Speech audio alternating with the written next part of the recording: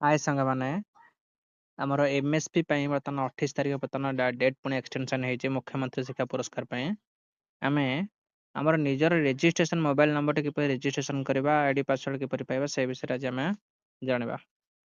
तो से प्रथम आम क्रोम ब्राउजर ओपन करने पड़ो। क्रोम ब्राउजर एमएसपी लिखिकी सर्च करने पड़ो। तो एमएसपी लिखिकी सर्च कले फास्ट साइट आस मुख्यमंत्री शिक्षा पुरस्कार तारी ऊपर आम क्लिक करवा। क्लिक कला परे ए भलिया एमती खोलिबो। लास्ट रे देखियो 6 तारिख 28 फेब्रुआरी 2024 वृद्धि हेचे। एटा टैब टा में काटेबा। काटी देखंतु क्रिएट अकाउंट अछि। क्रिएट अकाउंट ऊपर क्लिक करबा। क्रिएट अकाउंट क्लिक कला पर देखंतु मोबाइल नंबर आपन दा पे पड़ुचे। आपनकर ऑफिशियल जो नंबर दिया हेचे यूडाइस हो यूएस हो जो मोबाइल नंबर दिया हेचे रजिस्टर मोबाइल नंबर टे आपन देबे। देखंतु मोबाइल नंबर देली। मोबाइल नंबर ऊपर देला मोबाइल नंबर देला पर तळे वेरीफाई अछि। वेरीफाई ऊपर हम एबे क्लिक करबा।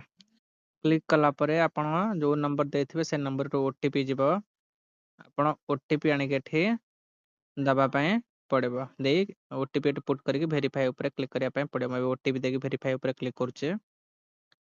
क्लिक कला पर देखंतु एठी बर्तमान रजिस्ट्रेशन पय आसिला पर होम पेज टी खोली गला। आमे दला एठी को अवार्ड पय आमे पकेबा टीचर अवार्ड किंबा इंडिविजुअल दला नाले इंस्टीट्यूशनल दला। जदि आमे टीचर पय अवार्ड पय दोचे इंडिविजुअल दबा ना स्कूल एचएम पय देले स्कूल पय देले इंस्टीट्यूशनल पय आमे दबा। आमे इंडिविजुअल ऊपर सिलेक्ट करके क्लिक करछे। अवार्ड नेम इंडिविजुअल पर teacher award secondary teacher award elementary CRCC PO DO. मैं टीचर अवार्ड पय कोचे तो टीचर अवार्ड ऊपर क्लिक करबा।